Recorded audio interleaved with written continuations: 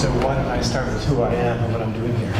First of all, I'm not a tech person. I don't own a tech company, so I won't be selling you anything, but I might be teaching you something. So I come from the arts. I spent the last 10 years in Asia working for the federal government of Switzerland, pushing technologies for major institutions in Switzerland through the cultural channel. So I was working with diplomats and platforming research technologies and cultural institutes so that people can meet.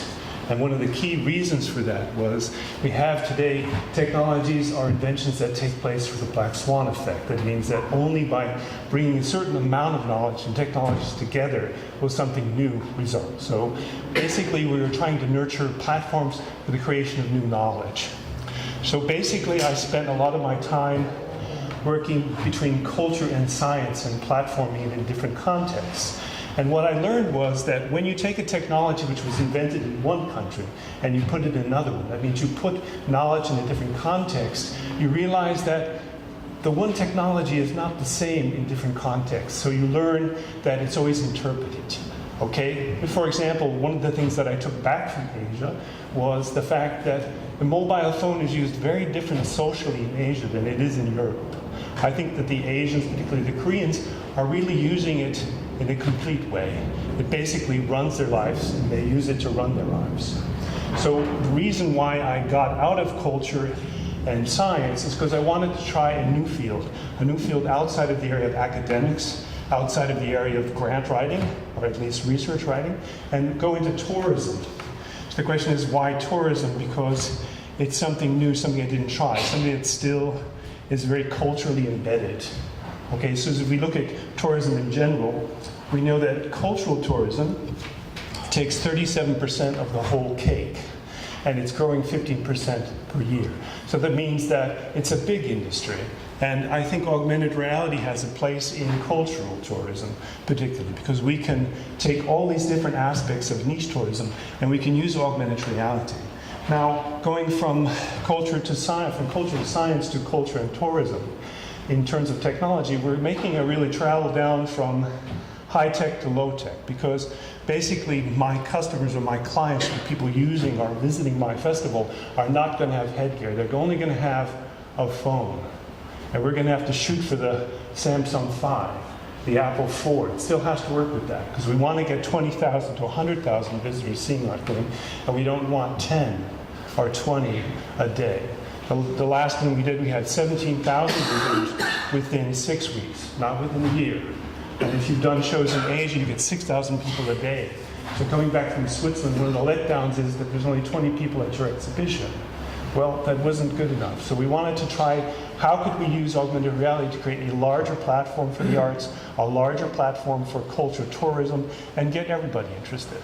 So if we take the originality, the ore form of tourism was the Grand Tour. So the guy on the left was the very rich young guy who was going to take a trip from London to Rome. And the next to him was his agent and his teacher. So those important factors that he was on a kind of a journey that would last 6 months to 2 years, and he would be culturally developed. Okay, so here's a trip going to London to Rome. It's a big thing. It took 6 months to 2 years to do it. It would come over the German side and go back to the French side, so there was a lot of language involved, a lot of different culture. But the question is, how do we go from that to this? Okay, so from this individual tourism to mass tourism. And the other question is, how can we actually make it a little bit more meaningful? Because tourism is becoming a problem. Okay, so let's see how it happened. Here's the Grand Tour.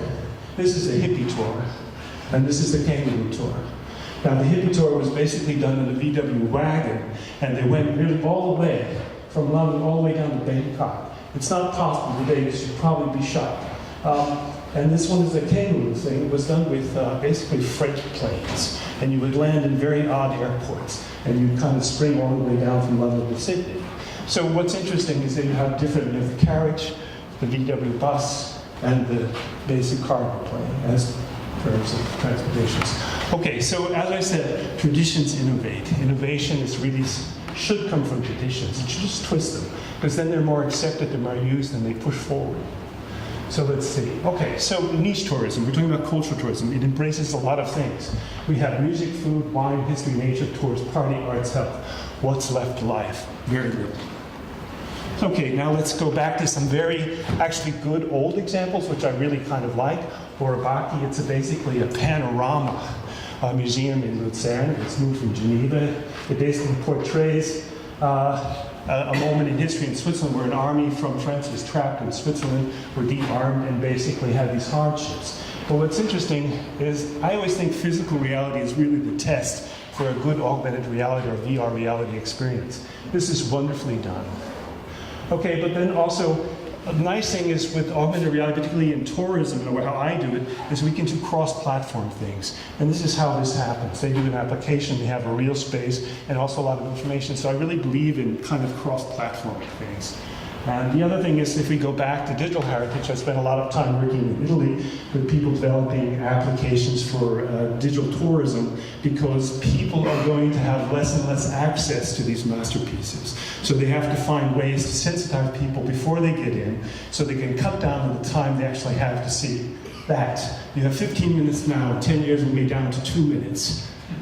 Okay, so what they do is, again, we go back to cross-platforming. I think we have the painting, kind of a reproduction, then we have notes, and we have kind of a digital thing.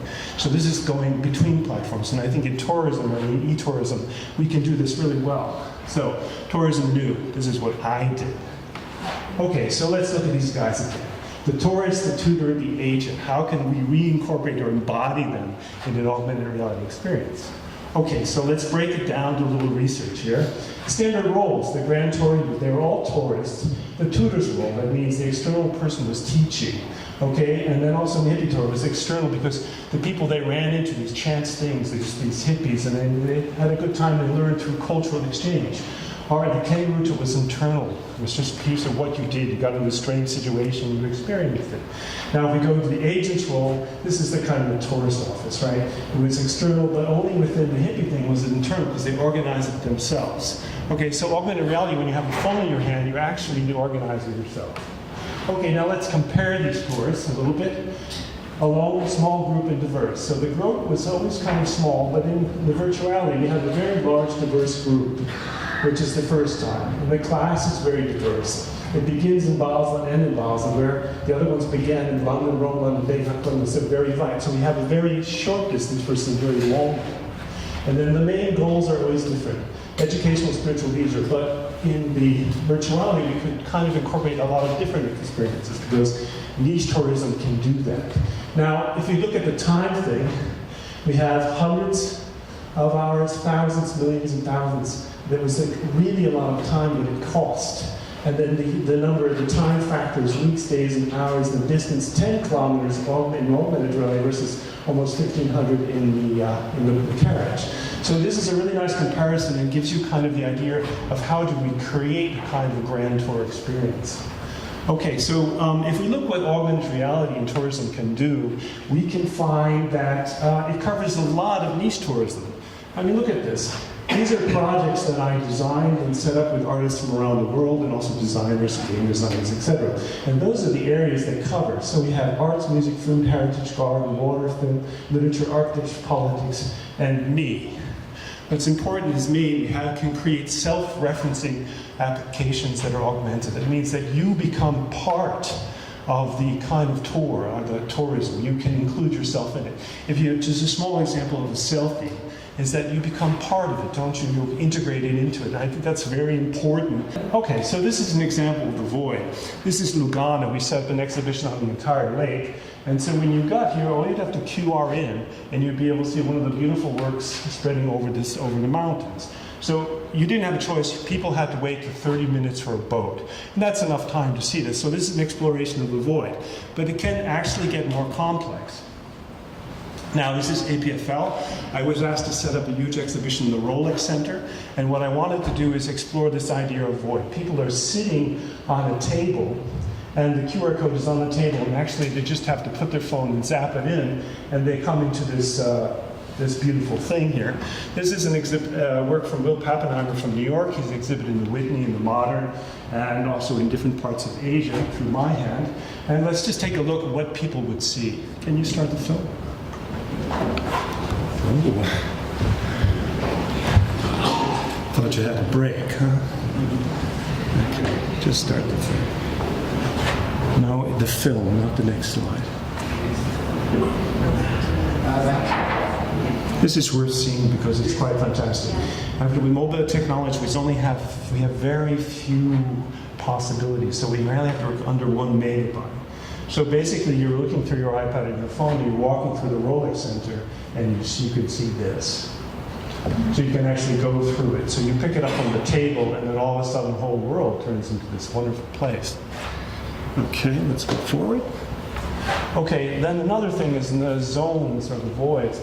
The Metro of Lausanne was celebrating the fact that they installed Wi-Fi at each one of their stations. And we wanted to promote that because one of our major partners is city marketing, right? So basically what I did is I designed works to go on each one of these stations when people got out, that they'd already be able to see it. Because they're sitting in the tram or standing there and there's a QR code. They just have to zap, and when they walk out of the station, they can see it. Okay, let me give you this as an example. We talked about the void and the fact in this buggy in the Grand Tour, he had to sit there for days and days. Mozart wrote an entire opera in that period of time. So the idea is that if we can take augmented reality and we can walk through it, but what happens if we install it and through geotagging somewhere between Flown and IIFVAR, and it took us about 10 minutes to go through the entire work.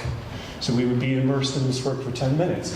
And all this is a very simple example. The effects are intense because we have interference and hypnotics working together with the buzzers of the doors. Can we start this film?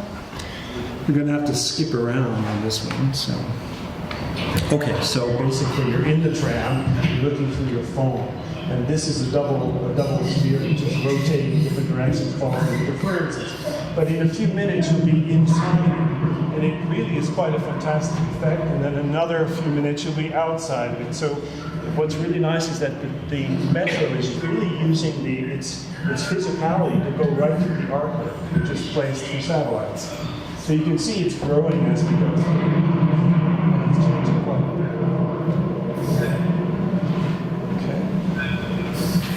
I'll let you enjoy that. So also, I mean, what do we do in trams? We do our phones, we read books, but we can also see some artwork. So let's move forward.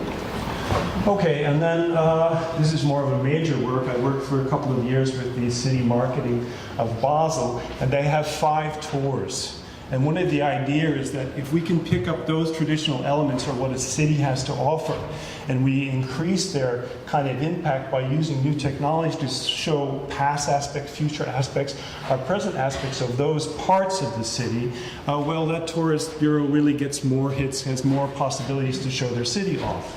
So Basel is very famous for having these 5 routes, and they go through the entire city, and they have different points. But in the last years, they're kind of being ignored. So I was asked to pick up the idea, and I placed 27 artworks all the way through the city, and people could clip in anywhere in the city and go through point to point. And they used a variety of technologies, some immersive, some interactive, and some just plain simple. Let's see if we can show a few. Okay, so this is the Rathaus. And when I was talking about being able to make this me tourism, is that I wanted to use the concept of the selfie, and what we have today is social narcissism. It's very quite extended.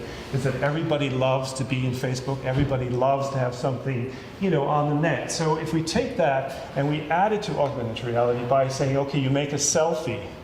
Okay, I take a picture of myself, but this is Marktplatz, and Marktplatz has a lot of different buildings. So what I did is I created a 3D model of the entire place so that that selfie could then be used as a texture on this. And then you'd see it on your phone as a 3-dimensional thing you can walk through. But you could also send it to a postcard, to your friends, to Facebook, to social network. And this was quite a big hit. So this is with the texturing of selfies, a couple of selfies, and where it combines with everybody. But it's the entire block. So when you walk around, it's just, you're really shocked, and you're part of it. And people love that in tourism. because it's the me tourism, which I think is really good and only can be done with augmented reality and in real time. We can texture things in real time, flip them back and send them. Another example, this is inside the Rathaus.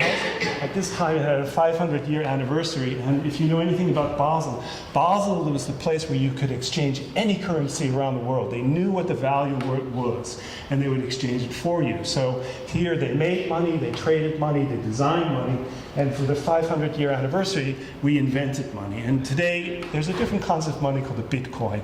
So the concept of this project is money can buy you love, because if money is no longer monetary, but social, then that aspect can then be introduced. And so what we did, we designed these coins, which was basically 500 years. It's got a heart, it's very nice. And they spin and fall around in the entire thing. So we designed money, we gave it a new value, and we also gave the opportunity to younger people, kids, to say, okay, well, what is money for you?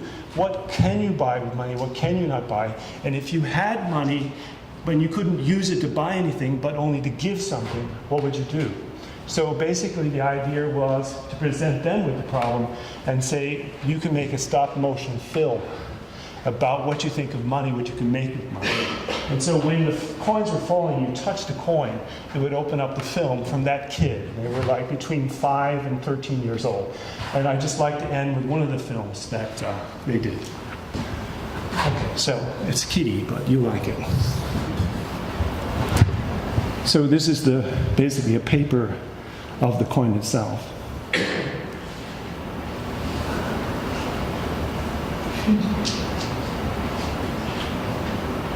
So that's the end. Okay, thank you.